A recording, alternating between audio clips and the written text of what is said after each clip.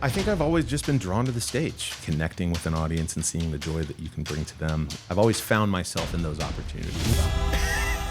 Again, you're like watching this and you're like, what is this? It's creating an environment where people want to come back again. You just be yourself. Just follow our lead. Here we go. It's so much fun. Like, where were a few of those moments where you had to look around and be like, how the heck did I get here? From South Bend to Evansville and everywhere in between, this is Get In, the show focused on the Hoosier State and the incredible stories happening here today.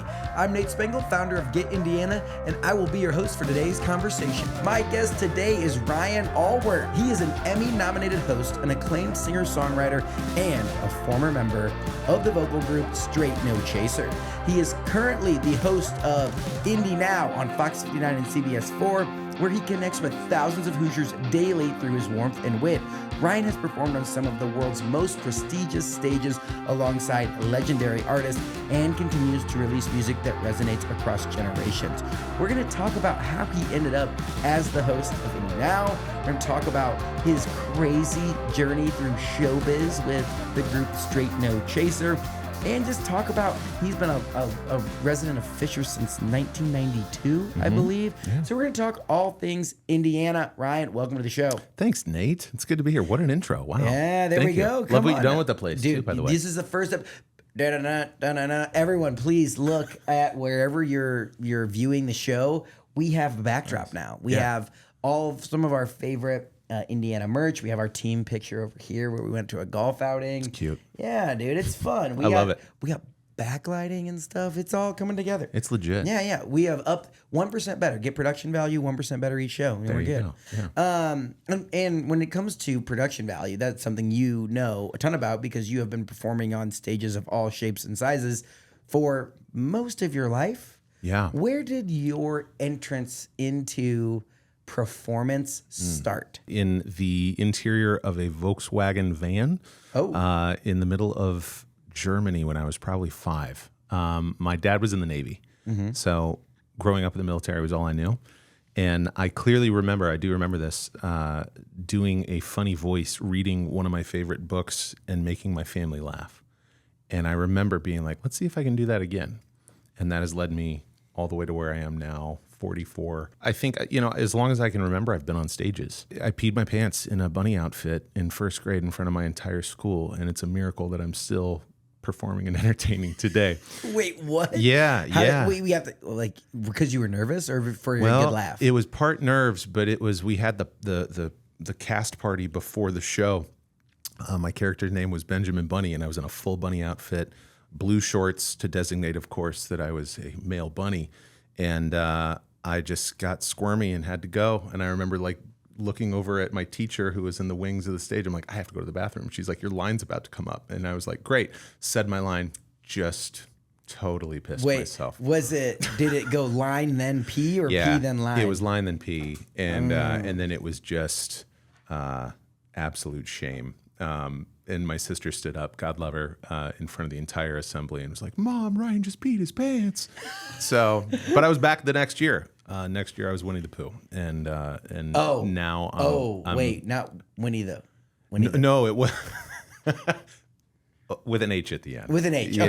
Cool. Just being safe there. I never put those two and two together. It was P one year and then Pooh. And then Pooh the next year. Come on. Right. We'll talk about a comeback story. Let's go. Yeah. So from the beginning, 5 years old, you knew that entertaining and making people smile was something that you wanted to do? Yeah, it was cool. It's fun to be able to trace that back to that moment. And really across the years, I've been able to do everything from, like you said, singing on stages like the Royal Albert Hall in England or the Hollywood Bowl with Straight No Chaser or something even locally like the IU Auditorium, to voiceover work, to now hosting Indy Now, to shows that I get to perform with my wife and our band, and everything in between, man. I think I really hit my stride in late high school. I went to Hamilton Southeastern, go Royals, class of 99, baby. And my late choir director, J. Kevin Butler, was really influential in helping me uncover my gifts and really discover them and then use them in the shows and get more involved with community productions at Civic Theater. So I was on stage in high school, doing it more in the community, and that really helped Yeah. me gain confidence of like, okay, I can do this. Yeah, and I think that people that are in show business at any level, we're calling the music program in first grade that's show business. Yeah, it is. And early on in life, some people, some children realize that's not. They don't want to be on stage. They don't want to do that. But you get into high school and you're in a little bit more serious of a show business. Yeah. What is that first role that you get? Where you figure out if you're like ensemble versus lead, or if you figure out like it gives you the confidence to keep pursuing this. Interesting story. I was also at the same time while I was getting into performing arts, I was also playing football. And so unbeknownst to me, I was going to play varsity as a junior. But that was also at the same time that I was really wanting to pursue more performing arts. And so I made the really socially popular decision to quit football to get more into choir. Said every guy looking for a girlfriend ever. Right. Actually, it turned out okay because my wife and I, we sang at IU together. That's a whole other story. But saying no to that opportunity, continuing down the path, which really wasn't my path. My path was obviously performing arts. But having that conversation with my coaches and my parents and then going more into performing really opened up a lot more opportunities. And so it was a pretty cool moment. I mean, my first role in high school was Prince Christopher in Rodgers and Hammerstein's Cinderella. Okay. Oh. So Well, if the movie serves me right, that's not a very big role. it's the male lead, but you're right. It's not the big role in the show. I had gone from playing football to being in tights in front of all my former high school football teammates. And it's like the light comes up, and it was like one of those previews at school where like the whole class comes in to watch the show to sell tickets to the musical, right? Yeah, yeah. And it's the first time I've ever sung in front of anyone. And so the lights come on, and it's like, this is your moment. And it was kind of like the bookend of like, are you going to pee your pants on stage, or like you did in first grade? Or are you just going to do what you got to do? Yeah. And sure enough, I sang, and that was that. And so that then set into motion a lot of other steps in my journey. Wow. Yeah. It was nerve-wracking, though, like performing 4-year-old especially teammates. in high school. Yeah, getting clowned on. You know, like, regardless of, I mean, you could have been good or terrible. It's like high school kids are high school kids. Yeah. You know, like that whole thing is, and it's a hard time to figure out what really fills up your cup. Yeah. And what you're talented at. And it seems as though you made the right decision, Yeah. you know, all these years later of Yeah. still being able to perform on a daily basis, you know, getting up to put smiles on people's faces. I love it. Yeah. So your journey takes you from Hamilton Southeastern Yeah. down to lovely Bloomington, Indiana. God's country, baby. God's country, where you attend IU. Yeah. Singing and performing becomes people's hobby. You know, like, oh, I sing in the church choir, Yeah. or I perform. I mean, maybe around a campfire with my friends, Sure. but like, it doesn't become. I mean, definitely not a multi-decade career. Yeah. For a lot of people. A lot of people maybe can be really talented, but they're like, okay, well, you know, it's time to put our silly dreams aside and the singing thing or whatever, and let's go get a job in accounting or whatever. Sure. So how does your path take you to get to do this full time? Yeah, winter break, senior year of high school, I had reached out to the original founding members of Straight No Chaser just for sheet music. This was pre, like, you know, a song chart is in a PDF. Like, I needed some sheet music because I said, hey, some of my friends and I in choir want to sing at our upcoming dance. We don't have any of these songs. My sister was at IU, and that's how I learned about Straight No Chaser. And for anyone that doesn't know, what is Yeah. Straight No Chaser? Yeah, so it's a world-renowned vocal group that was founded in '96 in Bloomington out of a larger campus choir called the Singing Hoosiers. And then within 2 years of its existence, just blew up on campus and nationally. And then How did it blow up? This is 96. This is pre-YouTube. Yeah. Absolutely. So I guess at its most organic sense, it was, you know, singing on the dorm floors or to any sorority women who would listen, you know, and Yeah, to hear that football team? that's right. But those guys had established, I mean, they were the only group on campus. And then nationally, they competed. They got all the way to the national competitions. And so I was hearing about this in high school choir. My sister was an undergrad, and she was like, hey, you're into performing. You should come on down to IU and consider auditioning for this group. So the group got back to me. They sent me some music, and they said, hey, if you're coming to IU, they said the same thing my sister did. Come down and audition. I went down with a handful of buddies from choir. 2 of us ended up getting in, my best friend, Mike Luganbill, and I got in, and he's actually still in the professional group to this day. Flash forward, we graduate from IU in 2003. I got my degree in marketing from the business school. I just sang for fun, like you mentioned, like Yeah. I sang for fun. sang around the world on some cruise ships. And then in 2008, we got signed to Atlantic Records for a viral video that did blow up on YouTube from the group performing in its college days. So I wasn't even in the video. It was a video that was like, gosh, what's 2008 minus 1998? 20 years, right? Yeah? 10 years. 10 years, thank you. 10 years. Simple math. Yeah. Wait, Anyway. we said marketing. We did not say accounting. It's Come on. showbiz, not math. Yeah. And so the video caught the attention of the wife of the chairman of Atlantic Records. Okay, wait. So I think the people need to know this isn't like a band where, whatever, Maroon 5 or whatever, like where you keep the same 5 people or how many people are in straight now? Like at any one performance? There's typically 10 is 10. What it was in college. So there was 10 and then like people would graduate and they would go on and get their professional job and new people would come in. Correct. And that's purposely what the original group wanted to do. They wanted to leave it on campus as a legacy group. And there is still, they're called now Another Round at IU.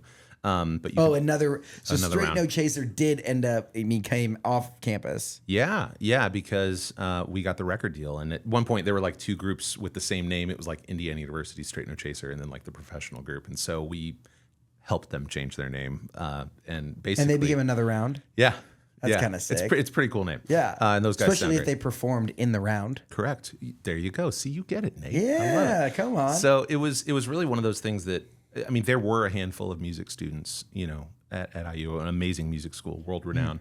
But the majority of us were guys like me who just wanted to sing for fun and sing for girls, sing for some free food. And it really was a really cool thing on campus. So what year did you graduate? From IU was 03. So you graduate in 03. And what's your first job? You got this marketing degree. Yeah. Do you go off to be a marketer? No, I went off to sing in a quartet on board a cruise ship with Celebrity Cruises.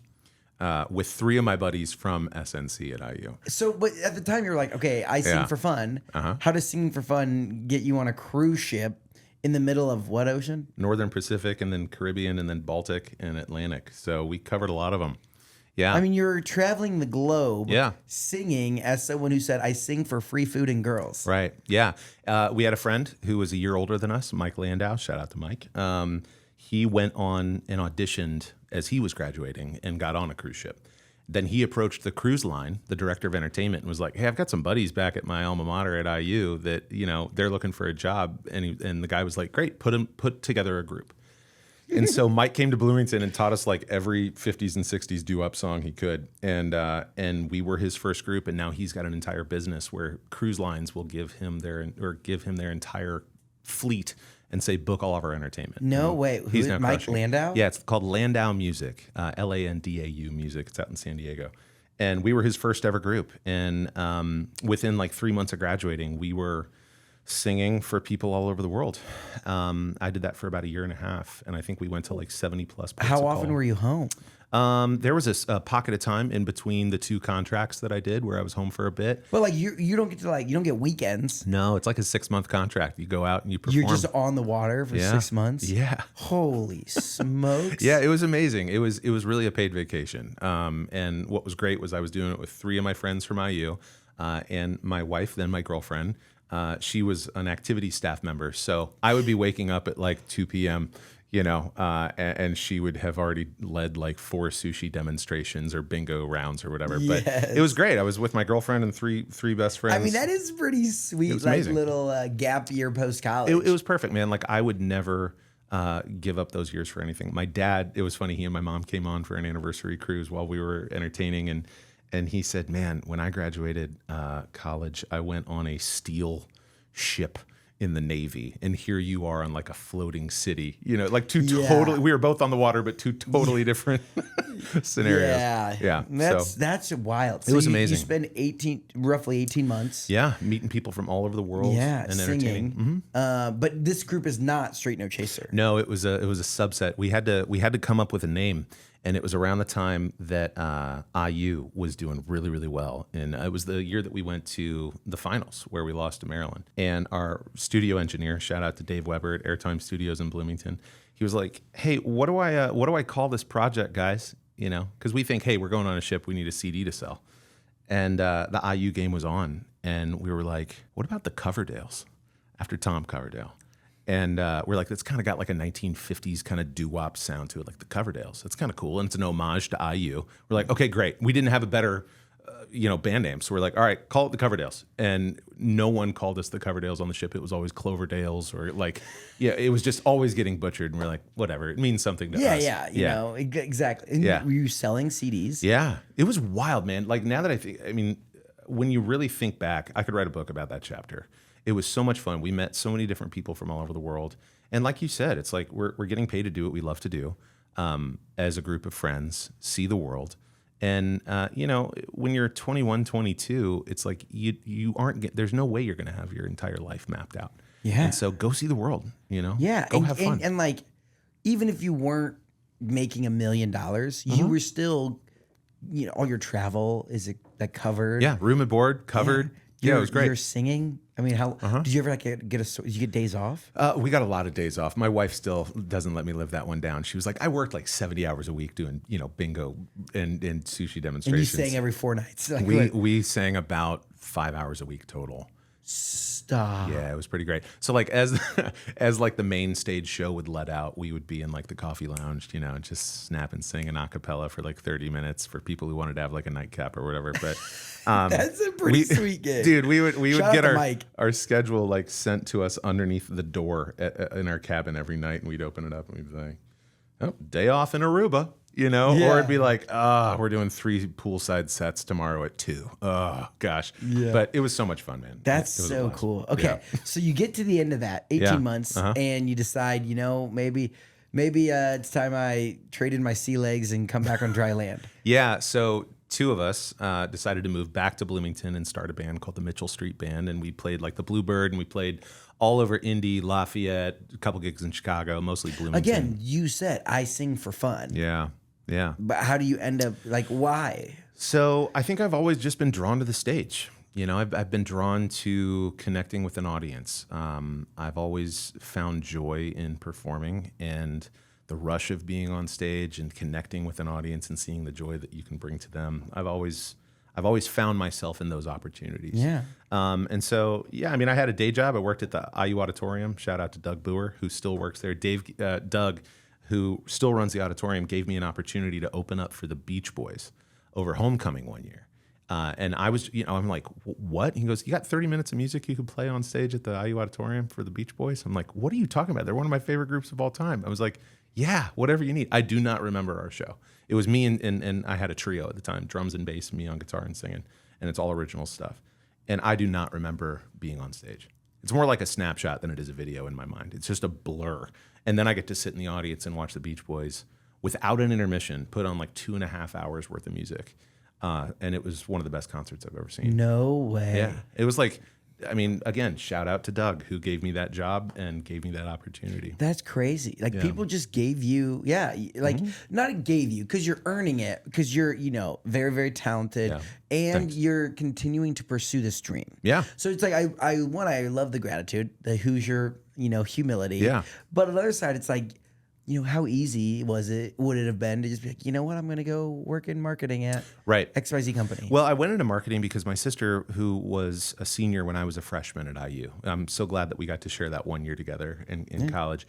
She really, she had found a lot of enjoyment at the Kelly School down there at IU. And she said, you know what, you're really into people. A business degree is a solid degree to get. You don't really strike me as like an accounting or finance guy. Why don't you go into marketing? I was like, okay. And I did enjoy it. Now, my marketing degree in 2003 compared to 2025 is now completely different based on how marketing has changed in that span. But I was really grateful for her just, sisterly wisdom, just to say, get like a solid, stable degree and have fun on the side. And so I actually did have some friends who were music students at IU, and by the time they were getting out of that program, 4 years later, it had kind of sapped the joy of performing from them, which I never wanted to get into. I never wanted to lose that love for the stage. Yeah, because you kind of got to sing for your supper a little bit there when it comes to getting A's and B's, right? Yeah, versus doing it for the love of the game. Yeah, it was great. Wow. Okay.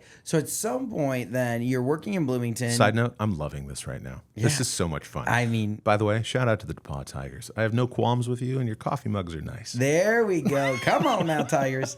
That's good because I gave that coffee mug to one of my buddies, and DePaul caught a ricochet shot. Oh, Yeah, about Brownsburg's facilities. Their athletic facilities are incredible. Yeah. And we posted the clip out, and he said in the quote, he's like, "Yeah, Brownsburg has one of the best high school facilities, better than DePaul University." And then it got clipped, and everyone was like, "Why is he hating on DePaul like that?" Bold. Shout out, Dom. Yeah. I didn't mean to derail you. No, I was love just it. saying, No, this is so much fun. these are This so is why great. you're so good at what you do, by the way.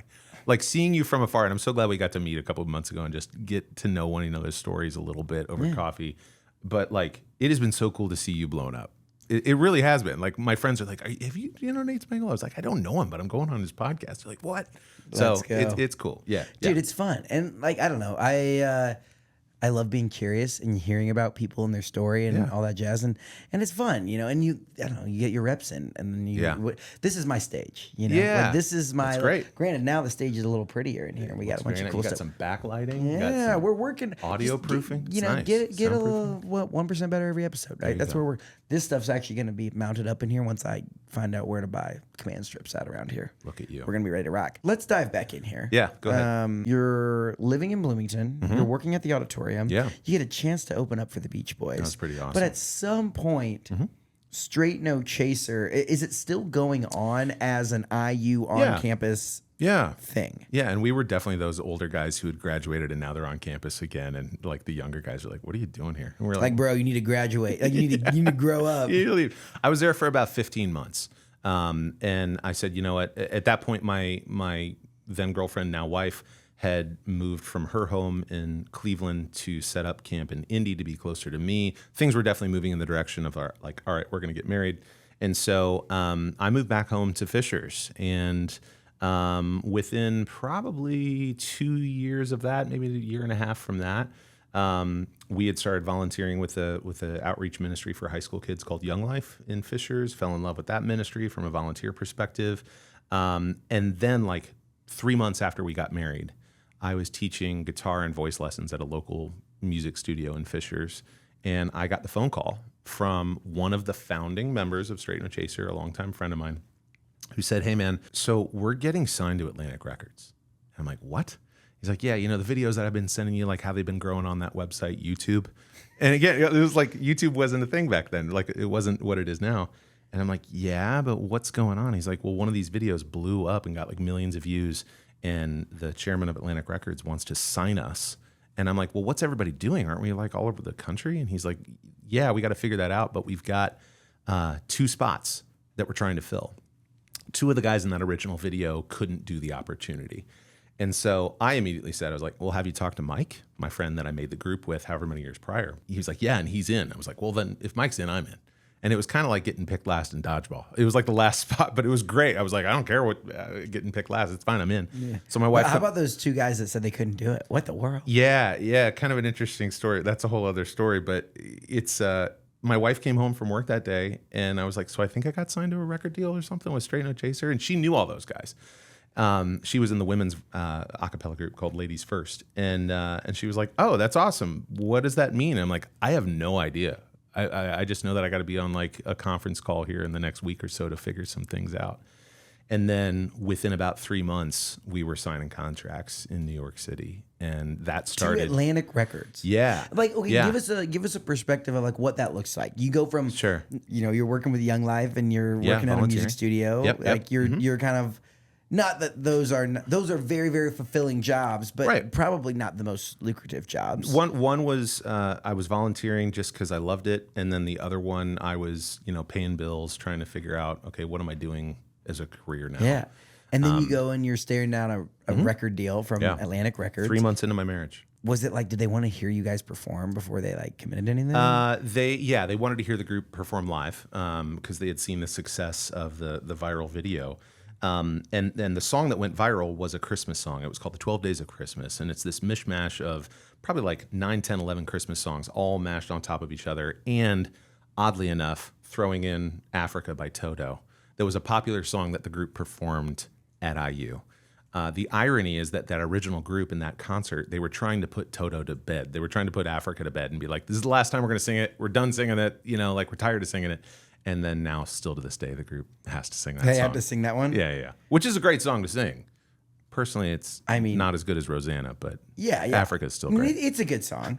Okay, and so you go there and you're signing contracts. The record deal. And that means it's your career now. It's the thing. Yeah, well, all of us, we're still trying to figure out, how do we hold down our jobs back home? How much longer are we in that? What does this entail, So for about a year, we were calling in favors, trying to figure out what was happening. We recorded our first album that summer. We're singing songs about snow and Christmas in the dead of August down in Bloomington. Did you have to record the 12 Days of Christmas on it? The live version was included. That was kind of like the anchor song on the album. Okay, and then every other song is all around it. Let's dive into this. I kind of want. Are you pulling it up? Oh yeah, buddy. There's a studio version and a live version. Do we want the live version? Whichever. The live one you version has prefer. 26 million views. Go ahead. Is this the one? Yeah. This is what got you a record deal. Yes. Though I'm not even in that video, I got to ride the wave. Yeah. Turtle doves and a partridge in a pear tree. On the ninth day of Christmas, my true love gave to me. My true love gave to me. 8 days, dancing, sucking, 7 dancing, 6 dancing, fucking. Better not shout, you better not cry, you better not in a pear tree. On the ninth, on the 8th, on the 7th day of Christmas. It's kind of this medley of what is happening. Yeah, there's a lot going on. There's a lot going on, right? Yeah. And these guys. Yeah. These are the dudes. That's the original founding group. And how many got signed? How many were you allowed to take in the group? So Atlantic signed 10, but 2 of them couldn't do it, so my best friend and I filled in. So you get to be the extras. Yeah. We got called off the bench. Wow. I really want to hear the Africa part. Yeah, it's a little bit later. And they tweaked the lyrics to Africa to fit Christmas and all. 12 drummers drumming like Olympus upon the Serengeti. 11 pipers piping. That's Dan Ponce. He founded the group. Again, you're watching this and you're like, what is this?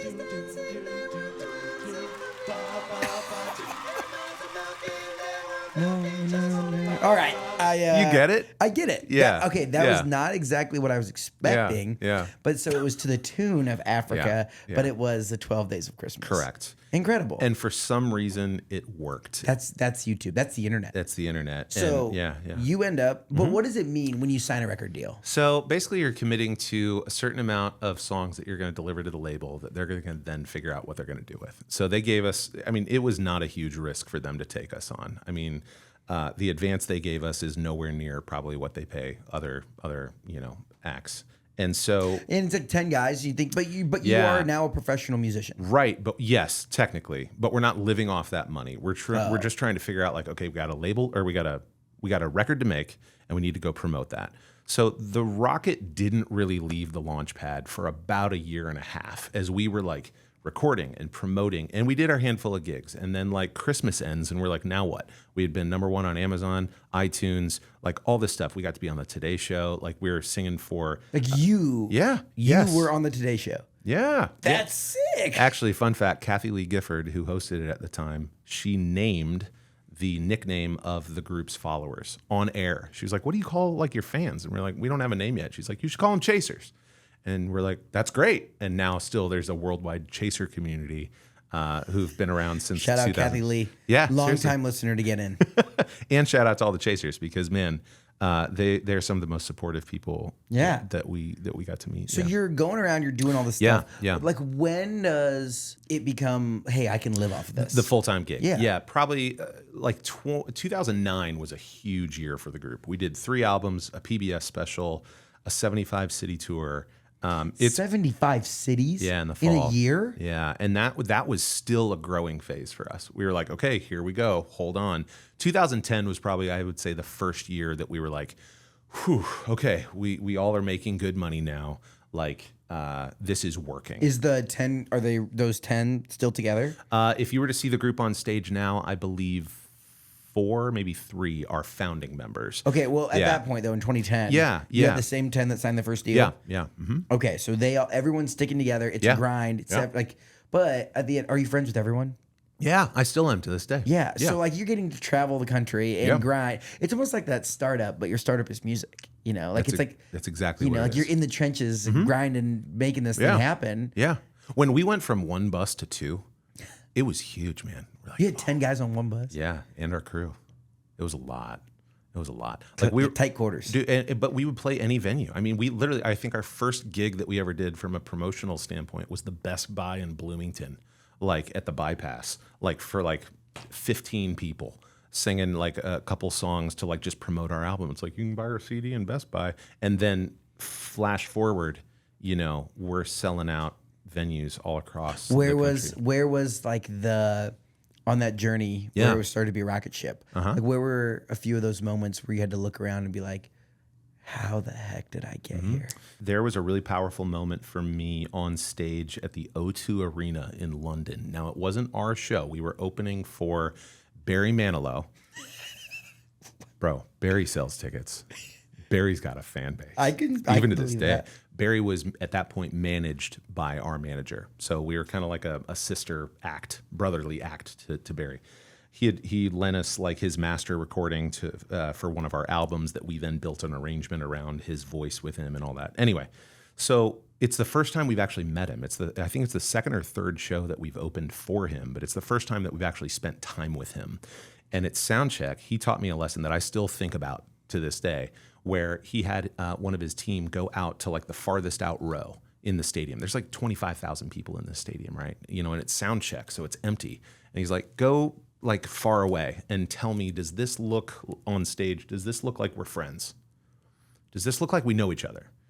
And that was such an interesting thing to think about, that this guy's had the career he's had. He doesn't have to be on tour. And he's still thinking about, what does this look like and feel like to the person in the farthest back row? Does this look familiar? Does it invite them in?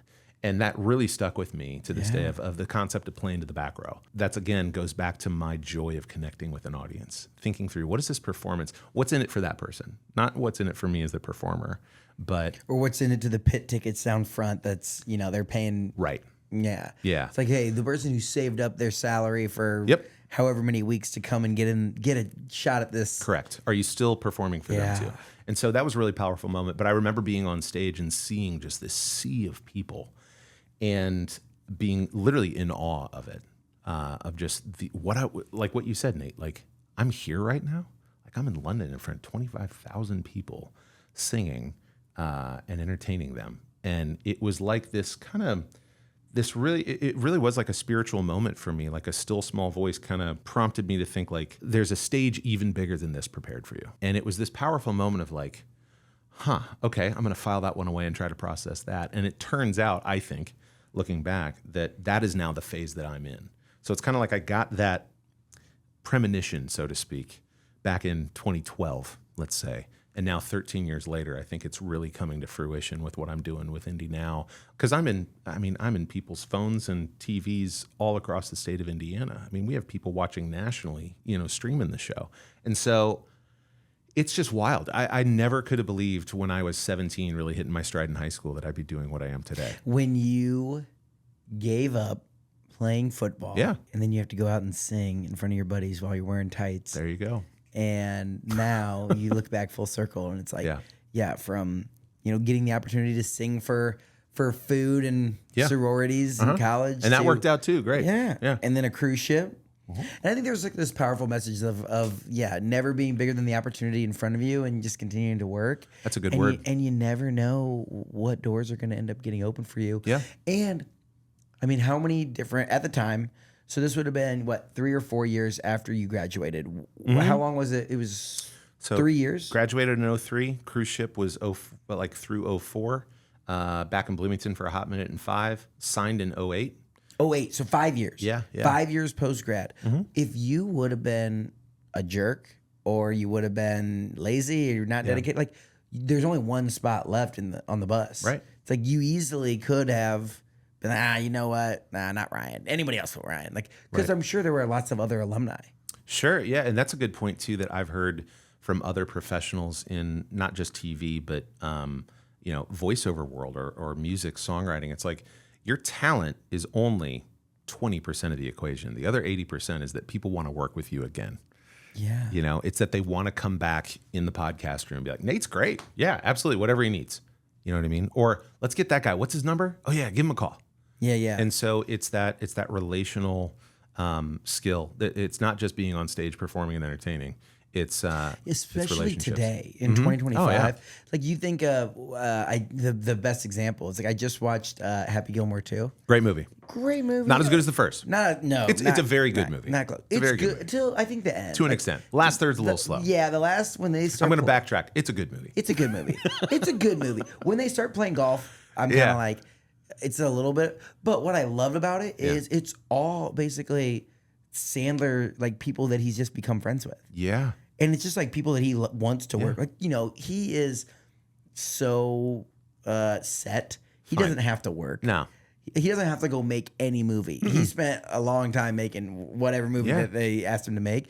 Now it's like, oh, I can make the movie that I want to. Cool, I want John Daly to be in it. Yeah. Cool, I want this guy to be in My it. wife's Cool. going to be in it. My daughter's going to be in it. Yeah, all my best friends are going to be in it. Yeah. And I think that's really, really cool. And it just shows like, Travis Kelce. If Travis Kelce was a pain to work with, they wouldn't call him. Right.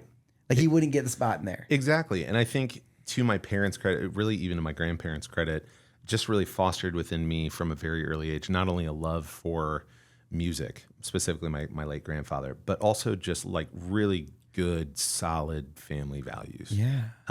Which, thinking back, it's like you can even go back to their family, that poured into them, that then poured into my mom and dad and then into me. And so what did your grandfather pour into you when it came to music? Man, he had me listening to everything from Beethoven to Elvis. I mean, they had music on constantly in their home. This was down in St. Petersburg, Florida. And my grandparents' living room is like, in my mind, I want to write music that makes me remember that feeling, but also makes the audience feel that love, that warmth, that positivity, that goodness. And he just had music on all the time from his era, but he also would introduce me to a lot of different things. He would make me literal mixtapes. Like he was big into like making CDs and cassettes, and he would mail them to me as a kid when I was like 8. He, when I was like, I think first or second grade, I wanted to impersonate Elvis at a family reunion. I totally forgot about this. Wow. I didn't intend to talk about this today, but like that was another link in the chain of where I am now. Yeah. Is that rush of like, oh man, this is cool. Performing as Elvis with a tennis racket, my sleeves rolled up, my hair greased back, and I'm lip syncing to Heartbreak Hotel, Jailhouse Rock, and Hound Dog. Because my papa was like, you could do this. You got a warm crowd. Yeah. And, but yeah, he had me listening to a lot of swing and big band music. That was his era. How much do you think, I think there's a lot of parents that listen to this. Yeah. And how much did that early belief, and I think it's one thing to tell your child that you believe in them, but to like encourage you and to help you, create this persona to go up there and, hey, like this is how you could go on stage in front of the family and woo them over. It's pivotal. Without their encouragement and support, I wouldn't be here. Hands down. Is there easily. a moment of performing that your papa was there and you look back so many times. Yeah, he and my Nana would come to concerts as we were able to. Like it was so fun because anytime in the touring days when we would come through Tampa or St. Pete down in Florida, he knew that I had blocks of time where it was like I could just stay backstage and do laundry and hang out and call home, but he would come pick me up and he would take me back to their house and just like let me relax on the dock and just kind of chill, and there'd be music then. And so Papa was the best, man. Like, that's so awesome. Just a classy guy, West Point grad, served in the Air Force. Man, so you have 2 veterans. I've got 4 actually, both grandfathers. My dad was Navy and his dad was Navy back to World War II and Korea. And then my mom's dad was class of 1950 at West Point, went into the Air Force. And then his son, my uncle, when he retired fairly recently, he was a 3-star general in the Air Force. No way. Like on both sides of the family, man, like military patriotism runs deep. Yeah. Service to others, runs deep. Faith runs deep. That's incredible. So, yeah, a lot of really solid guys in my family. And I think that always puts it in, for me, it always puts in perspective. It's like you're, to 3 generations now. It's like we're in a podcast studio hanging out, right? Yeah. Like, Yeah. how lucky, how fortunate are we, right? Like, shout out to the real heroes out there. Standing on the shoulders of giants in my family. Shout out to all and the ladies too, because Mom, Nana, like my aunt, my late Aunt Jody, like all of them, just solid women. Heck yeah. Just solid, man. The interesting piece about this is here we are in 2025. Ryan does not tour with Straight No Chaser No, I do anymore. not. No. So these fun times, the rocket ship for you came to an end. Yes. I was in the group for 5 years. It was the first 5 years of the professional contract deal with Atlantic. I had been sensing a stirring kind of in my spirit to be like, I feel like my days are numbered here. But I don't know what else I'm going to be doing. Yeah. Because my career arc doesn't make a lot of sense on paper, you know? And so instead of, if I could go back and tell my past self, like, hey, it's okay to talk these things out with the guys in the group. Like, you don't have to keep everything inside. As you're trying to search for the exit, just talk with the guys about it. Like, everybody's got a shelf life at some point in the group. Yeah. And so it took me about a year to find out that next step. And I think I'm the only person on planet Earth who's probably gone from like professional acapella singer to professional like youth ministry guy. And so the organization that I had volunteered with my wife back when we were engaged and married was now growing to the point where they really needed a point person in Fishers at my alma mater. I already knew the organization, and it was perfect with like all the core values that I have. And it was just like, okay, I think this is it. Let's go. And then it was another similar thing where it was like that yes led to a lot of amazing opportunities to really create a positive impact in my local community. And still to this day, I'm in touch with a lot of those, when I met them, they were teenagers and now they're young adults. I know I have to It's pull. wild. I'm going to try to pull an all-time Indiana thing because Please, it's always go. like seeing if you know someone. Let's do it. Because when I think of musical performance, the young life kind of crowd, and Fishers, Indiana, Okay. my brain goes to Ian Illig. Yeah, Do you know I Ian? love Ian. Yeah. So I used to teach guitar lessons to Ian for a while, and he's played several times on Indy Now. Yeah, Yes. Ian's great. Because he comes in and does the overall GDP. The chart. Of, yeah. Shout out to Gregorian. Yeah, is the name of Gregorian. his Yeah, Greg acoustic and deal. Ian. They're Yeah, great. Yeah. Ian is a great friend. I knew. Small world. I was like, man. Yeah. This sounds a lot like because you kind of like file. Yeah, how you like file. Yeah. Individuals. For like, sure. oh yeah, I think of Ian as tennis and Fishers, and I think of it as music, and that's such a small world. I ran into Ian and his wife at like 5:30 in the morning at the airport one time, and his wife was wearing a Gregorian T-shirt. He's like, I promise that I don't make my wife wear my merch when we're flying. I was like, right on, man. Okay, whatever. Sure. Shout out to Ian though. Go check out their music. They're great. They played. Yeah. Check the episode. They came on and they did a whole little acoustic set on here. It was Yeah. great. Yeah. So that was pre all the merch. Very nice what you've done here, I by might the need way. to get a signed album. That could be fun. You could. I yeah. love it. Okay, so time starts to tick, and you realize that you need to go take on this new challenge. And so my last show was December 23rd of 2012 with SNC. And then January 2nd of 2013, I'm in new staff training in Florida for Young Life. That then began a 5.5-year journey for me leading the ministry chapter in Fishers. It's a global outreach ministry. It's been around since 1941. And my wife and I are still really big proponents of it in our community. And at one point, I mean, this was amazing because all the pieces were in place that healthy ministry needs to happen. And so it was at one point the fastest growing chapter in the entire country. And I was back in the hallways at HSE, and here I am again. I'm just kind of literally wearing a different T-shirt, in a different role. And it took me about 1.5 years, almost 2 years, to really feel like my head wasn't spinning from the transition, where it was like off stage, and now it's like, hey, this is your stage in a way here. But it got me home. It allowed us to start a family. We knew we wanted a family, but we didn't want to raise kids apart, where it was like, hey, I'll see you in 4 months when I'm off the road or whatever it is. And so that was an amazing, beautiful, challenging journey for me in that chapter of my life. Did you have like an identity issue? I mean, not issue, I guess that's the right word, but like you're coming off of, kind of being some level of celebrity, and you're, getting to open for Barry Manilow on paper, like stardom, like you're filling up arenas and you're opening for crazy shows. And then you leave that and you're back in the halls of your alma mater and not like doing very spiritually like impactful work and shaping young lives. Yeah. But it's definitely a different kind of glamour. It was never an identity issue for me. I think it was a big transition change for me where, the last album that I recorded with the group wasn't released until I was out of the group. So then seeing them go on tour and promote that album that was my last album that I was a part of was kind of like, but wait, so it's kind of like, nope, this is what you're here for now. Like that is past, like we can celebrate that. And I am so glad to this day that I was able to leave the group on great terms. I still love those guys. I'm like, anytime they're coming to Indy, I'm at the shows, and it's more for me just hanging out with them because now I only see them a couple days a year as opposed to being on a bus with them, for a year. But for me, I had enough work to do, man. It was like getting shot out of a cannon. I had enough work where it really kept me focused in a very, very good way where I didn't have time to look back.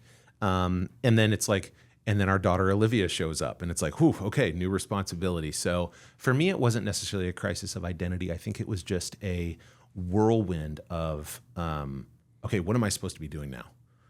I did really appreciate that there was an entrepreneurial spirit to my role. I had an office that I could go to, but I was supposed to be out. I was out with donors. I was out with teachers and young people and partners in our community that believed in the ministry and supporting it. And so really I got to be a champion of it, and I got to be the lead spokesperson essentially. Yeah. And I did that for 5.5 years and profoundly changed my life in an amazing way.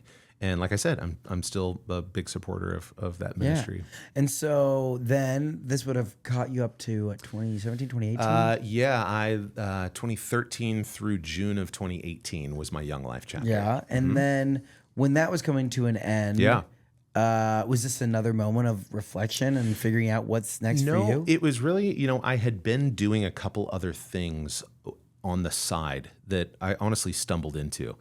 One of which was I got to co-host a radio show with my friend Darren Earlywine. Shout out to Darren. WZPL in town, 99.5, gave him an opportunity to have a show called Radio Theology. They're like, you're a pastor?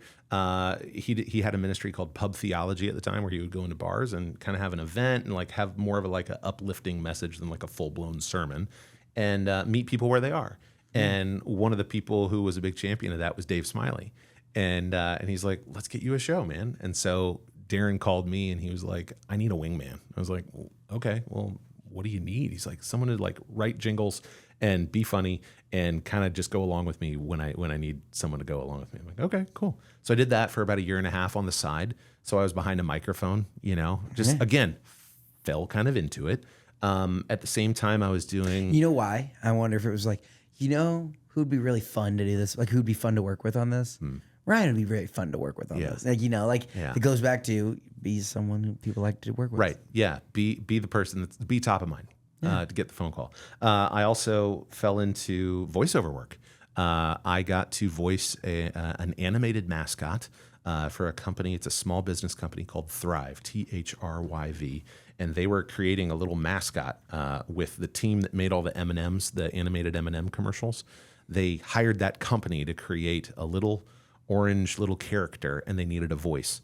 A friend of mine from college who I was singing on the cruise ship with, he was on their marketing team. That's who I voiced. Yeah, that little guy. You voiced this dude. Yeah, his name's Thriver. Thriver, the little orange box. Yeah, they're based out of Dallas, and he at the time was like, "Hey, man, I'm in charge of reading getting all these entries from professional voice actors, but I really think that you could do this voice really well." And I'm like, "Well, I've never really done that." Nope. Trace it all the way back to being 5 years old. What am I doing? I'm creating a voice, making people laugh and drawing people in. And so I think I beat like 80 or 90 professional voice actors. And it was like my last week on Young Life staff. And the money that I got from that gig floated me for the rest of the year to basically be like, this transition's going to be okay.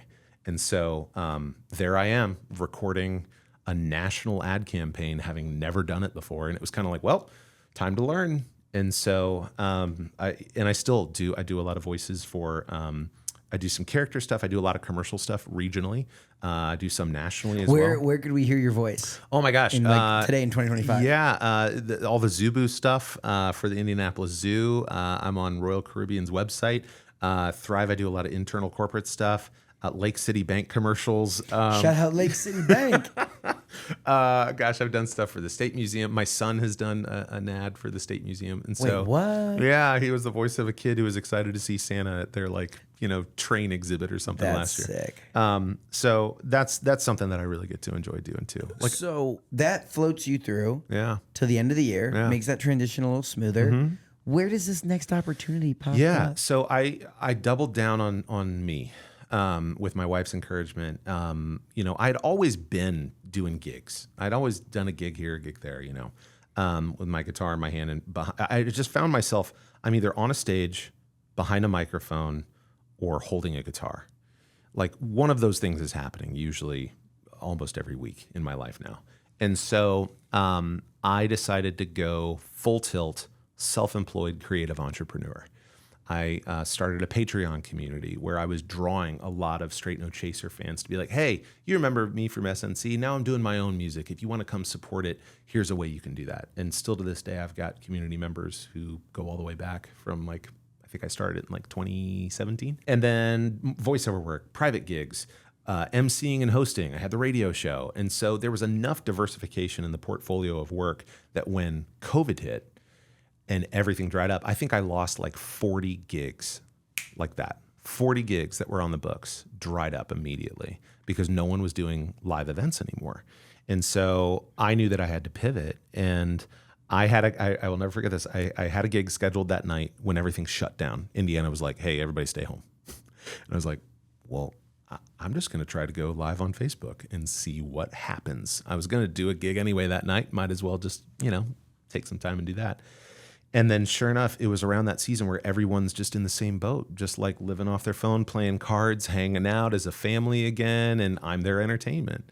And so I started getting booked for these virtual gigs, virtual sing-alongs for people all over the country. Shout out to one of a good partner here locally, One America, still hires me to this day to go perform for their teams. And it started while everybody was on lockdown in the pandemic. No way. And I got that through a friend. Again, the power of relationships, the power of getting the call, delivering a great product, but also being someone that they want to work with again. Wow. So yeah, and really, man, I'm so glad that I started to diversify before the pandemic hit. Yeah. Because the radio show went away, 40 live gigs went away. I mean, everything. But it gave me more time to be as a family. It gave me more time to create. So I've noticed that in my life. There are seasons of performing, and then there's seasons of planting and seasons of quietly creating. Yeah. Over here, doing the quiet work that not many people see, and then going out and doing it. Well, at some point, you planted some seeds that grow into a spot on Indy Now. Yeah. How do we end up there? That was such a wild story. So it's 2021. We're starting to come out of the pandemic. I had been asked by another news station in town to kind of help some of their on-air people with the skills that I had gathered over the years of performing. Hey, we've got some younger talent. We could use your help with their voiceover work or getting them more confidence on camera. And I'm like, I've literally never taught anyone how to do what I do. But okay, here we go. Yeah, absolutely. Yeah, Let's I do could it. 100% do that. Yes, I'm now an on-screen consultant. That's basically Yes, what absolutely. it was.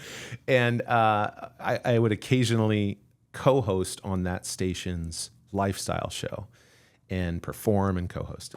Well, one of my friends, shout out to Brandy Price and Janine Garner, two women in my life who I had already known, they saw me co-hosting and they knew just through the grapevine, hey, Fox 59 is creating a lifestyle show and they are interviewing for hosts right now. You need to submit your name 5 minutes ago. I'm like, I don't even have a resume. I've got a bio that my graphic designer made. I'm like, sure, I could send that, but what? And so long story short, I got the gig. It took about a month and a half to kind of go through the process. What is the process of interviewing or auditioning for Yeah. a lifestyle television host look like? I think I had 2 or 3 just kind of very organic interviews with people at the station, just kind of getting to know you kind of thing, and them hearing some of my story, me asking questions about what they wanted to do at the show. I got the call as my sister was coming down the aisle, 10 minutes before my sister was coming down the aisle at her wedding, and I was supposed to perform at her wedding. My phone rings, and I thought that I didn't get the gig because I had done a screen test and hadn't heard anything. sure enough, they were deliberating, and I picked it up, and I was like, I got 10 minutes before my sister comes down the aisle. What's going on? And it was our news director, CJ, and he was like, you got the gig. When can you start? And I'm like, let me get through this wedding, and I'll call you back immediately. And I think within maybe a month, I was in the building, signed a contract, started part-time, then went full-time. And that was 4 years ago. Holy. I mean, we just started our 5th year. I had met my co-host, Jillian, at our screen test, and it was like lightning in a bottle, man. And for her, it was a reunion because she had been an anchor and a reporter at the station. So she's hugging and high-fiving everybody, and I'm just kind of like tagging along at the screen test, like, hey, I'm Ryan, you know? Yes, Yeah. like Straight No Chaser? Yeah. And so sure enough, we got the gig, and it really has been, it's been such a blessing. One of my favorite teammates ever, if not the favorite, to work with. Jillian is just a delight, and she is loved by the community, and she's out on her maternity leave now. They just had she and her husband Christian just had their little baby boy Miles. Shout out to Miles. Shout out to Miles. Little baby boy Miles. But yeah, it's been such a fun journey, man. A lot of work behind the scenes, a lot of work, a lot of pretty sharp learning curve. But like once they told me, like, we just want you to be you. Just bring everything you have. Just be yourself. Just love the community. Be warm. Again, make people want to turn the TV on again and go, oh yeah, I like this. Yeah. It's really what we're just It's trying happy. to do. Yeah. Talk to us about what goes into hosting a lifestyle television show. You know, you turn it on and you never know what you're going to see. Right. It is always something unique and different. I know this is airing in the future, but today we had on the show the Planners Peanut Mobile in our backyard. Shout out to Planners. And we're giving a lot of shout outs today, just unofficial sponsors. Yeah. No Planners, no free advertisement. No free advertising. You're going to get my invoice, Planners. Although Good nuts. these salted nuts. Yeah, come on now. Nice. So the Planners Mobile comes to town and they come on the show. Yeah, and then we also had like a local jazz group. We had a couple sponsored segments come on. We had an interview with like Lou Gramm, the lead singer of Foreigner, you know, to promote his show. So like there's a ton of variety for us as the hosts. Also recently I was diagnosed with ADHD, which totally makes sense now that looking back on my life. Recently? It just recently got like an adult diagnosis of it, like medication and everything. I'm like, oh, now this makes total sense. Yeah. Yeah. You think? That probably checks out. Checks out, right? Hey, that's fair. Hey, you know, And I'm not a doctor or anything. No. It was eye opening, but it now makes so much sense. But for us, it's perfect for two people with ADHD, likely, because it's like there's so much variety in the show. It's positive, it's fun, it's fluff. You know, like we're dealing with like it's not the homicides and the stuff. It's like, hey, here's the great new event that you need to go to this weekend. Here's the best new restaurant in town that we discovered. Here's something that's going to make you smile. Yeah, exactly. Or send to a friend and be like, we should go to this. And so I think people really resonate with Jillian and my friendship and chemistry. And that's what I often hear from them, from audience members, which is a big change for me, having lived my entire life on a stage where I can see my audience. Now it's like me, Jill, a guest or two, and like 4 or 5 crew. That's it in the studio. And they're not allowed to laugh. No, they're encouraged to laugh because it's like if I'm making the crew laugh, it's connecting. That's kind of my litmus test of man, if Luca over there on prompter is laughing, that was a good bit. Yeah. And so I look at the camera and I see one person. I see the busy mom who's folding socks in her living room while her kids are at school, and she's got 2 hours before she has to go pick someone up. And I'm just trying to tell her, hey, here's what's going on that you need to know about. So we're keeping it surface level. We're keeping it warm, safe. So there's actually something I've learned, Nate. There's a lot of hospitality in the role. It's not just doing what you do. And I love being on this side of it, by the way. I want to be on this side of it more. There's a lot of keeping things moving. There's the research, there's the admin, there's the booking, there's all that. But I think at the heart of it, it's creating an environment where people want to come back again. It's creating an environment for people to walk in and they might see all the lights and the prompter and someone's micing them up and be like, well, what's happening? And then you got someone going 5, 4, and you're like, So our role is to make people feel at ease. Our role is to go, I got the heavy lifting. You just be yourself. Just follow our lead. Here we go. And it's so much fun. There is an art and a science to it that we've learned over time. But having Jillian as my co-host, I'm learning from her every day. And I think if she were here now, she'd probably say the same. And we have so much mutual respect for one another. She used to be the on-court MC for the Pacers for a ton of seasons. She was an anchor and reporter at Fox 59. She was at several other stations prior to that. So she's got like the journalistic on-camera background. But she was also a dancer in high school, like she's got kind of that performer energy that I think we realize that in each other. So it's a very sibling dynamic. Heck yeah. And it's so fun. Like our producer, Abby, helped us realize that in the morning when we kind of are caffeinated in like ADHD land, she's like, this is your warm up. Why am I going to infringe on this? This is like what you guys do, making each other laugh in the morning. We're tossing the ball back and forth symbolically with one another, just kind of like we're working out the bits to establish the energy that then we go on set and bring that to tens of thousands of people in Indiana. That's awesome. Cooking segment or a new dog, the Humane Society comes on, right. And it's like at surface level, everyone's like, oh, this is a pretty straightforward, pretty easy job. Yeah. What about hosting what about hosting a lifestyle television show is harder than it might seem? When you have a very nervous guest, I absorb that energy. I feel my calves and my feet flex. That's my tell for myself of like, ooh, I'm feeling their pain right now. So what can I do to help eliminate a lot of times I feel like people think they put so much pressure on it. Yeah. Like, let's say you're highlighting a small business that's doing good or a nonprofit or whatever, and they're like, oh my gosh, everyone in the world is going to see this. And it's like, hey, we're just hanging out. We're having fun. I always tell people, hey, be the expert. Stay on the surface. Like we've only got about 4 minutes. So I know you could go a mile deep. But all we're trying to do is get that person eating breakfast to go, what's going on up there on TV? And so, I do think that there is a mentality that can be a little misleading, especially to a younger generation, that because they are digital natives and grow up with screens in their hands that has access to strangers all over the world, that you can just do it. And it's like, well, no. I mean, I had all the experience I had, and I still needed about a year of reps to really feel like, okay, I feel confident in this role. Oh, yeah. And I do think we live in a world where the ability to create for people has never been easier. Oh, yeah. But never been more competitive also. Right. Like, I feel like there's so many people that want to be influencers or want to be, I could be a lifestyle television host, blah, blah, and like they try it for 3 weeks and they're like, dang, no one watches this. Like, it's hard. Wow. It is, yeah. And we were told early, don't you worry about the revenue, the ratings, just worry about being yourself.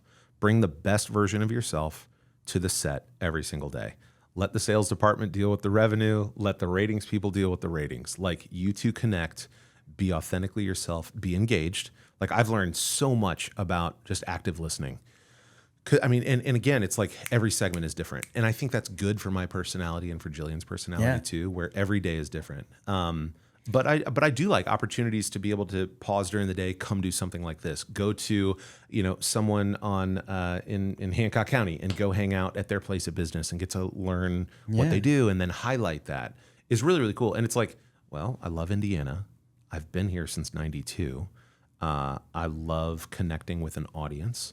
I love meeting new people. It all makes sense. And everything is kind of pointing to this. Now, that being said, I do know from just my history, it's like, well, everything seems to have a shelf life, whether it's a position or a role or some organization that you're in. So I know, and I've talked with plenty of people at work about this. It's like, well, I'm doing this until I know kind of in my spirit that it's like, it's not time to do it anymore. And what is on the other side of that, I have so much less anxiety about now at 44 than I did at 34 and 24. Yeah. You know what I mean? Now, that being said too, I want to stay in this role as long as I possibly can. As long as the station's like good with me and I'm good with that, it's like, hey, cool, this works. But it's so much fun, man. Like, it's a ton of work behind the scenes, but it is so much fun to be able to do what we're doing. What are some of your favorite segments? Yeah, my favorite parts of every show that we do are the beginning and the end. The beginning is the host chat, where it's unscripted. And sometimes Jillian and I are literally walking on set, be like, what do you want to talk about in host chat? Or like, she'll say something when she comes in and kind of gets settled at work, and it makes everyone around us laugh. And I go, host chat. And it's kind of a signal for us to go, okay, remember that. And we don't script it out, but I'll tee her up. I'll go, hey, you had something really funny happen to you this past weekend. What were you telling me? And then she'll go into the story, and it's just, we're just playing. And then at the end, we always have a game. Either it's a Name That Tune game called Lyrical Lightning, or it's like a general trivia themed game called the Indy Now Pop Quiz. And we don't know the questions beforehand by design. We haven't heard the songs. And it's just something fun where it's like, it allows us to be spontaneous and kind of improv-y. And it doesn't like the train's on the tracks, but those wheels are loose, you know? Yeah, those are very fun. And it's so much fun because it's free. And we will hear from people when we meet them. I'm always curious, what's your favorite part of the show? And it's usually 3 things. Oh man, I love you 2 together. Cool, check. So do we. I love all the food you guys tell me about and the restaurants I need to go check out. Cool, so do we. And then usually it's like, man, what's that one game you guys play? Man, you always have so much fun with it. And I'm like, oh, Lyrical Lightning. Cool. Yes. And so rarely are they saying something about like a very niche, granular part of the show. It's usually the 2 of us, food, and events I would throw in there too. And then games and fun. And it's like, that's what lifestyle TV is. I think people though have a misconception of like, oh yeah, anyone can do that. It's like, well, enjoy trying, you know, because it's like, if we were to handle, I had a realization, it's like, if someone was to ask us, hey, give us your playbook, it's like, there is no playbook for what we do. We are the playbook. Like, you can't replicate this. You can try, but this is something very unique in what we have here in this duo and what our team behind the scenes has created over the past 4 years. Yeah.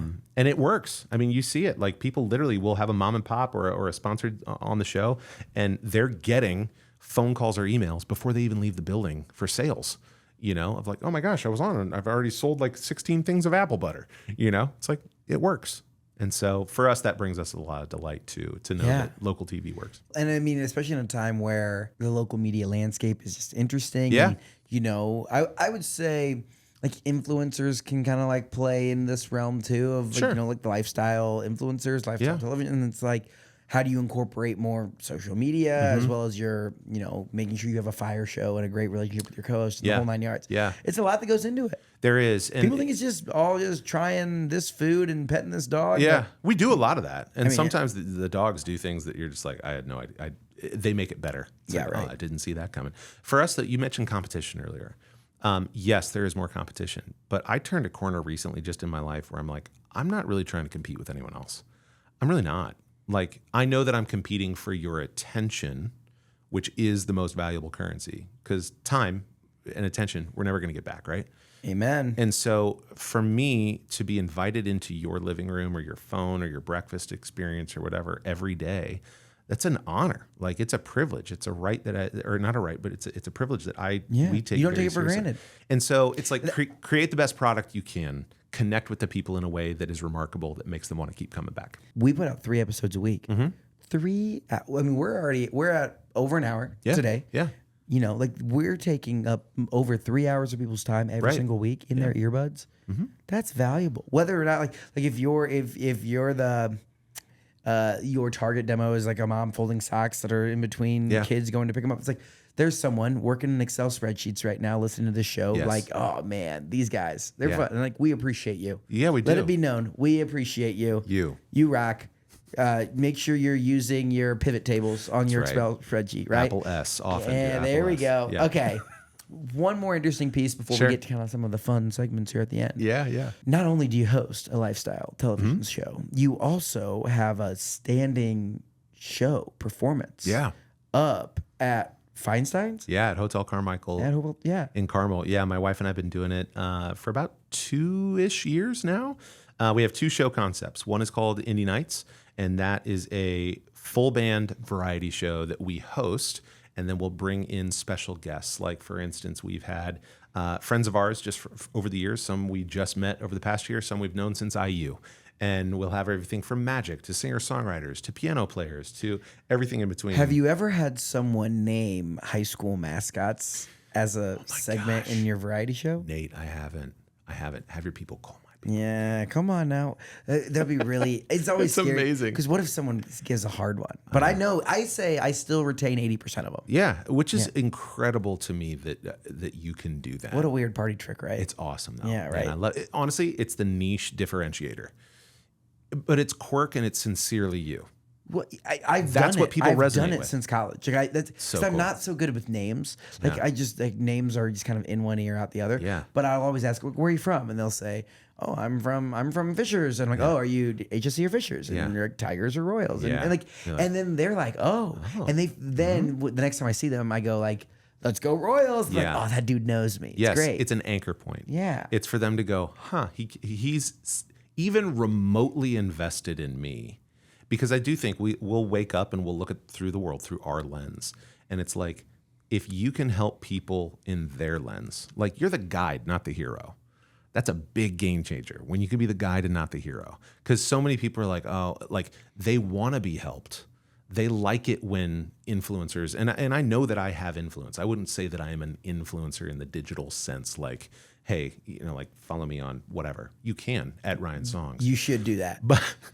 But I'm not trying to feed my family through creating reels about, the best sushi. I'm just not. No offense to anyone who is. That's just not my thing. But when people can go, I like him or I like her because they're giving me something valuable. Like that could be entertainment. That Yeah. could be a recommendation. Yeah. Or that could be an hour and 15-minute conversation about, I don't know, the journey from Straight No Chaser Yes. to lifestyle television. Yes. To a show at Feinstein's. Correct. Feinstein's. Named after Michael Feinstein, kind of a crooner, a piano player guy. He actually founded the Great American Songbook Foundation up in Carmel. They preserve, it's the second biggest, behind the Library of Congress, I believe, the second biggest collection of American sheet music and manuscripts, and it's in Carmel. They have a museum. They're building a brand new entity. Where's this up in Carmel. It's like Rangeline in, what is that, Maine, give or take? It's up by the Palladium. Gotcha. But yeah, Michael Feinstein founded that. And to sing there, we have two show concepts. Indie Nights, fun variety show, full band, a lot of energy, a lot of keeping you on your feet. Like, what am I seeing here? It's kind of Sonny and Cher 2.0 between me and Lauren, my wife. And then we have a concept called Human Jukebox, where we show up and we don't know what we're going to sing. The audience dictates the set list. And so you have a little QR code that links to a spreadsheet where all of the songs that we can perform are on. There's like 600 of them. If we don't know the song, we'll just look up the chords. We got an iPad and it's like, hey, you're about to see a rehearsal and a performance at the same time. We'll have fun jokes. Lauren is the funniest person I know. She has a theater degree from IU. She did comedy sports for a long time. Just that was the thing that like connected us in college, was just like, I remember being at the first party that I saw her. I'm like, she's hilarious. Who's she? And then she's an amazing singer. Like, she got all the leads in her old high school out in Cleveland. I got mine at HSC. And so like there was a lot of the same story in and then it's like, boop, and then you're now together. Yeah, a lot of like male, female leads there. Come on. Well, listen, man, it's like if you've seen the movie Pitch Perfect, it's essentially, we have a love-hate relationship with that because it's so painfully accurate to the underbelly of acapella. But that's basically the plot of our relationship. Like, we've been together since, early 2000s, Whenever I think of Pitch Perfect, I can only think about Adam DeManf and his like story of the audition where he's like Pitch Perfect, like he's like, everyone starts, I'm waiting in the waiting room. I'm here for the baseball movie. And because he was like a late addition to it. And he didn't know. He's like, why are these people singing? Like, that's weird. You would sing wild. for the baseball I movie. never knew that. I never knew that story. So that's he hilarious. gets out there and like, did you perform it? Or did you like, prepare a piece? And he's like, What? I was ready to field some ground balls. And he's just like so funny. Great. Yeah, Just he like is funny. the way he is. I love it. It's Okay, amazing. when can we see your shows? Yeah, so we have a monthly show. Moving forward, you can just go to ryansongs.com to find the dates, and we alternate. We're actually going to do, this is because our most important audience dictated it. Our kids were like, Mom, Dad, you guys are so busy. We've got an 11-year-old and an 8-year-old, and we're listening to them most. We love our other audiences who come to the shows, but they're the most important one. And they're like, man, we really want to just have some family time. And we realized, like, we're going fast. Between like what I'm doing in the morning, Lauren works part-time at our church, Mercy Road in Carmel. Like, we're busy, and those kids aren't getting any younger, and neither are we. And so we're actually scaling back in 26. We want to do fewer shows for more people. And so I've got an album release concert coming up next October in 2026. I'm going to sing at the Tarkington Theater to promote my new album, which is going to be fun. And then leaving room for more family time and more, MC opportunities, which are a lot lighter lift than putting on a full band show, And so, yeah, all the dates are up at ryansongs.com. Heck yeah. I love it. Okay, we've come to the end of the show where we get to play some fun games. This is my favorite part. Rapid fire talk through all things Indiana. I would call myself not an aficionado of the podcast, but a fan. And so to be on the receiving end of this lightning round of questions. Let's go. I'm excited. Here we go. Okay, this first question is brought to you by our friends at JC Hart. They're a leader in creating enjoyable living experiences at apartment communities all across Indiana and beyond. Check them out at homeisjchart.com. My question for you, Ryan. Yeah. Why do you call Indiana home? I live on the same street that I grew up on, and I am a nostalgic person at my core, and I'm now raising my kids literally on the same street that I was raised on for several years. And I could be probably in Nashville, Chicago, doing what I do with music or maybe lifestyle TV, but there's no other place I want to give my kids the childhood full of roots that I never had. I was often transplanted, like, hey, 2 to 3 years here, 2 to 3 years there, 2 to 3 years there. My kids have lived in one home their entire life. Shout out Fishers. Fishers, man. Like 46038 and 37 and 55 and 40. But like, let's go. Let's go. I love Fishers. All man. right. Yeah. That's a great answer. Yeah. Okay. First song you ever performed live? I lied to enter into this contest at a county fair. I can't remember which county fair it was, but I was not a resident in this county. I was probably in like 10th grade. Someone alert the presses. It was like a talent show in like the horse barn or whatever, and my friends were like, "You should do it." And I was like, "But I don't live in this county." And like, just make something up on the sign up sheet. And I'm like, "I can do that." It was "Fire and Rain" by James Taylor. He's my number one artist. And did you win? I did. You stole the Boone County Talent Show. I still feel bad about that to this day. You know, it all worked out. Okay. IU campus spot that you missed the most. Oh man, what a great question. Okay, it's called the Old Crescent. So it's Franklin Hall, Kirkwood, Owen Hall. You got the gazebo, you got the student building, the Union, the sample gates, like that area. Late October, inject that into my veins. Yeah, just like 10 cc's of that. Oh my gosh, man, just like. That to me is home. Home is an interesting concept, right? Like I didn't grow up in Indiana until 92, like coming in here in like 6th grade. So like the whole Bobby Knight, Gene Katie thing, like I was just, that's all foreign to me. But you give me a place that feels like my grandparents' living room in my soul, I'm good. Like I'm good. And that is one of those places to me. Yeah. You know, like late October, Bloomington, Old Party Campus, give it to me. I love that. Funniest Indy Now guest moment so far? Funniest. Okay. First thing that came into my head was we had an owl. I don't remember the owl's name, but the owl took multiple bathroom breaks on the set during the show, just lifted the tail feathers, and we're just trying to have this conversation. We're like, what's going on? What did the owl eat prior to coming? Like, come on. You didn't purge the owl system? That was the first one that came to mind. I'm sure that there's been plenty more. We have a friend of the show named Chef Kylie Scales. She always brings her little daughter Penelope on, and she was doing a segment, you can see it on our social media, about like using nuts in your breads that you're baking. She was like, you always want to toast your nuts. And Jillian and I just look at each other, and Kylie was doing it on purpose. But we just start losing it. And Jill leans in. She goes like straight face. She's like, you toast your nuts, right? Like, and I'm just like, I revert to 8th grade. Yes. I'm just dying. And they both just lean into it.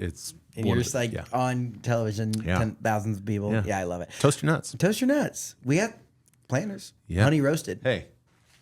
No free advertisement. I'm not giving them. Are there a local Indiana nut company? We'd love to talk to you. Jack and Jill Nut Shop in Nashville, Indiana, in Brown County. Jack and Jill, shout out to you. Yep. They went up the hill to deliver Hoosiers good nuts. They did. Here we go. What's the song that's stuck in your head right now? Man I Need by Olivia Dean. My wife is really into her, so I hear her singing it a lot. She's great. British artist coming up. Great song. Heck yeah. Dream Indiana venue to headline. I have it on my bucket list to go the Palladium and IU Auditorium. Heck yeah. Gotta redo a repeat there from opening for the Beach Boys to headlining. Yeah. It's going to be a great story when I get to share it on stage. Amen. Holiday song you'll never get tired of? Wow, that's good. Oh, Holy Night. Oh, it's great. It makes me cry every time I sing it. Hidden talent outside of music. Parallel parking, making popcorn, killing bugs, like in the home. You're really good at those. Excellent parallel parking. Like I love parallel parking. I'm better backing in and going to the right. Making popcorn, my wife requests it all the time. and I am the resident bug killer in our home. And I'm really good at the flies, especially. Oh, flies. Yeah. Now we're talking. Yeah. Bucket list artist to collaborate with. Man, if he was still alive, Brian Wilson of the Beach Boys, Paul McCartney, James Taylor, those are like the giant Mount Rushmore guys. John Mayer, Carole King, all of them. I love it. Yeah, I could do the lightning round for a day. Isn't it so fun? It's fun, dude. I love it. It is so much fun. Yeah. But we've come to the end. These are the final 3 questions. I love them. Here we that go. we ask every single guest who comes on the show. I prepared for this, by the way. Good. Yeah, I'm ready. I'm glad you did. I'm ready. I mean, at this point, when someone comes on the show, this is like, I mean, any guest out there listening to this episode, if they come on the show and I say the classic questions and they're like, oh, I didn't expect that. I'm like, well, then you definitely don't listen to the show, you right? didn't read the or they're like the preview sheet. I mean, we give you some research. We don't like leave you hanging here. I want to check my notes so I get this right. Yeah, because I got 'em. absolutely. Okay, go.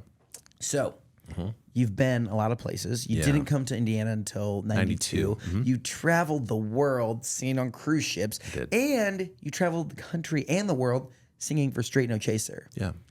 As you were out there on your escapades, what is something that the world needs to know about Indiana? We create really good leaders.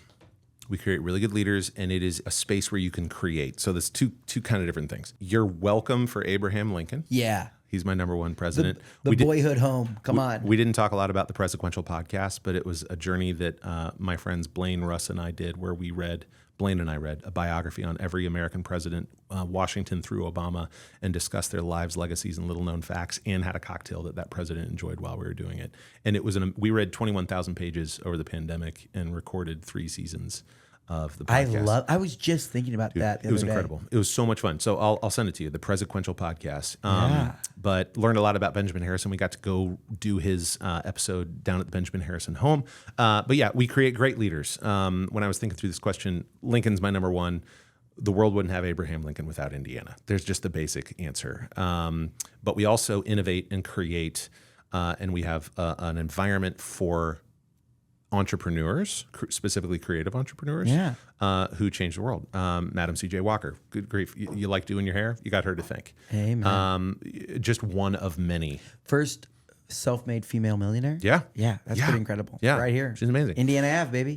So yeah, there's kind of the long answer to your short question. I love it. Okay. What is a piece of the state that more people need to know about? What is a hidden gem in Indiana? Instead of geography, I went my favorite breakfast spot on earth. Is that okay? Yeah. Okay. It's not hidden necessarily. Oh, well, then why would it be your hidden gem? It's hidden if you don't know, if you've never been. So I'll Okay. give it, maybe you're listening in Valparaiso and you've never been to Fisher's. Okay. You got to have breakfast at the Roost at 116th and Allisonville. Walking in feels like it is 1999. It's my senior year of high school and it's a Friday morning. It's like literally walking back in time. It is a time portal. And get the skillet. See if you can get it with tater tots instead of hash browns. I always add some spinach, mushroom, and onion, a couple basted eggs, a little bit of side of fruit, black coffee. The Roost in Fishers. Roost. I love it. That's a great one. Shout out to Fishers. the Somm family. They're fantastic. Yep. And final question for you. Yep. This is where we get new guests for the podcast and learn it. about other people across our state that are doing incredible things. Yep. Who's a Hoosier we need to keep on our radar? Someone who's doing big things. I got 3. Oh, boy. One of my best friends in the world, Brian Kelly. He is, in my opinion, the best singer I know. No offense to all the other singers out there. Brian has...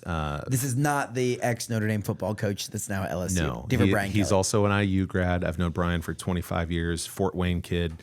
Sang at IU in Straight No Chaser with me. He founded a group called the Soul Lounge Band, Soul Lounge Band. They do a ton of tribute concerts around town. He is incredible. He could sing the phone book, and I would listen to it all day. So there's Brian Kelly. The second one, Justin Vining.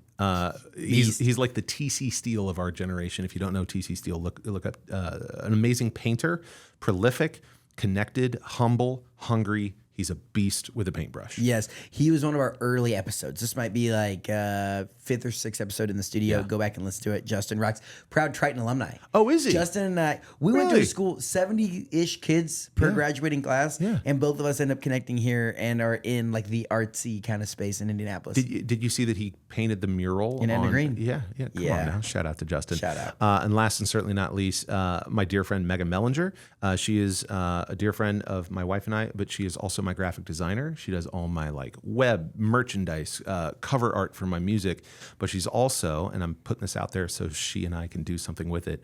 She will take quilts and turn them into these amazing fashion pieces. So it's like very Indiana. She grew up in Illinois, but she's lived in Indiana for a long time. You should make an intro. I have I'd love a to. great quilt from my grandmother. Maybe we could put it on the inside lining of a suit jacket. So she's nostalgic like I am. Like it's very personal. It's very custom. It's all handmade.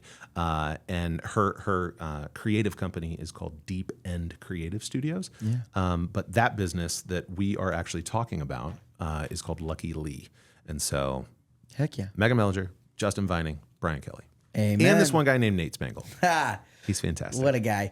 Hey, Ryan, I appreciate you coming on the show. I appreciate you sharing your journey. Thank you. From singing in the backseat of a car in Germany at 5 years old to performing on incredible stages, opening for the Beach Boys, opening for Barry Manilow. Yeah. I was going to combine those two and say Beach Berry there, Berry Manilow. for doing the whole thing. It's been an incredible journey to giving back to, the next generation of leaders in young life. Yeah. And helping, through, high school's already a challenging time. It's tough, man. Yeah. To now what you're doing with Indy Now, it's been an incredible journey. Thank you. One, if people want to find you and they want to connect with you, they want to learn more, they want to hear more, where can they do that? I would love to connect with you. Ryan Songs on all social medias, or you can go to ryansongs.com. And then you can see him on your TV every day. That's right. Every weekday. Yeah, Fox 59 from 10 to 11 in the morning. And then CBS 4, our sister station, from 9 to 10 in the morning. Amen. Here we go. Yeah. Hey, we appreciate you coming on and keep up the good work, and we'll talk soon. Thanks, Nate. Likewise. Thank you for listening to this episode of Get In. If you like what you heard, make sure you leave us a review wherever you listen to podcasts. This show is made possible by our friends up at Sweetwater. Whether you're looking to start a podcast or take your content to the next level, click the link in the description to see all of my gear recommendations at sweetwater.com. If you want a behind-the-scenes look at everything we're doing across the state, make sure you follow me on Instagram and TikTok at Nate Spangle.